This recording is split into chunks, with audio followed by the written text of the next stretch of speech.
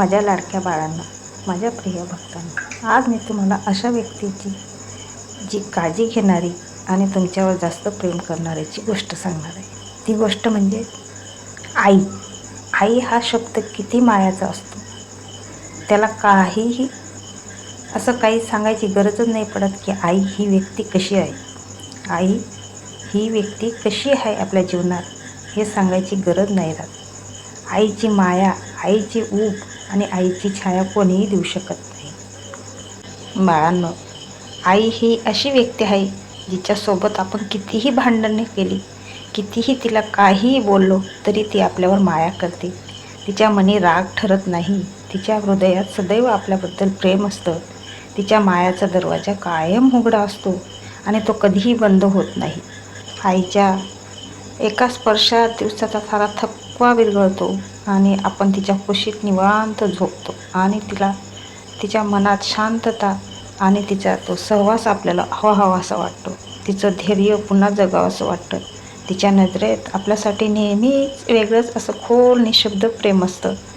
ते आपण कधीही कमी करू शकत नाही किंवा कधीही तिला सांगू शकत नाही. फक्त आपण तिच्या डोळ्याकडे बघून आपल्याला ते जाणवू लागतं. आपलं जेव्हा वय वाढतं ना बाळांनो, तरी तिची खुशी आपल्याला हवीशी वाटते. तिच्या मायेचा पदर आपल्या डोक्यावर असावा, हात तिचा स्पर्श करावा असं आपल्याला वाटत असतं. बाळांनो, जेव्हा आपल्याजवळ आपली आई असते ना, तेव्हा आपल्याला तिची कदर नसते आणि जेव्हा ती आपल्याला सोडून जाते तेव्हा मात्र तिच्या आठवणीत आपण रडून रडून व्याकुळ होतो. तेव्हा घरातली भिंत जशी उभी असते ना, तशी आपली आई सतत उभी असते, कष्ट करत असते.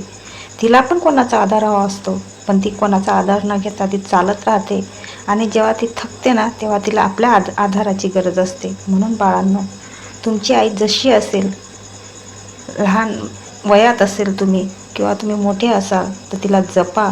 तिच्या मायेचा ओघ तुम्ही घ्या आणि तिला समजून घ्या.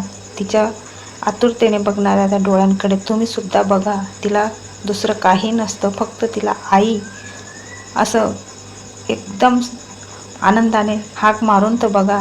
तुम्हाला ती लगेच जवळ घेईल, लगेच कुशीत घेईल. तिचे डोळे पाणवलेले असतात. ती आपल्याकडे बघत असते, पण ती तिच्या कामात असते. आपल्याला ते कळत नाही, पण तिचे सगळी लक्ष आपल्याकडे असतं आणि ती जेव्हा आजारी पडते तेव्हा आपण तिची काळजी अजिबात घेत नाही. म्हणून सांगतो बाळा, आईला जपा, तिची काळजी घ्या, तिची सुरक्षता बाळा. ती जशी असेल तिला त्या अवस्थेत तुम्ही प्रेम करा.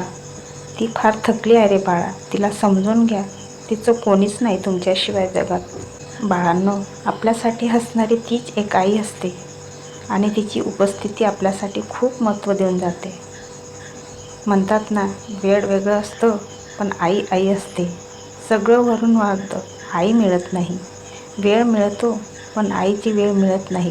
कोणीच भरू शकत नाही आणि तिची उणीव कोणीच पूर्ण करू शकत नाही.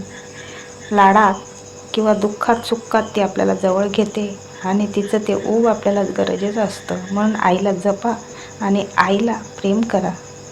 आपण आईला कधी गमावून देऊ याचा भरोसा नाही. म्हणून आई ही आईच असते. भिऊ नकोस, मी सुद्धा तुझी स्वामी आहे, आई आहे हा संदेश मनात बाळगून तू आईची काळजी घे. मी तुझी काळजी घे. शुभम भवतु. भिऊ नकोस, मी सदैव तुझ्या पाठीशी आहे.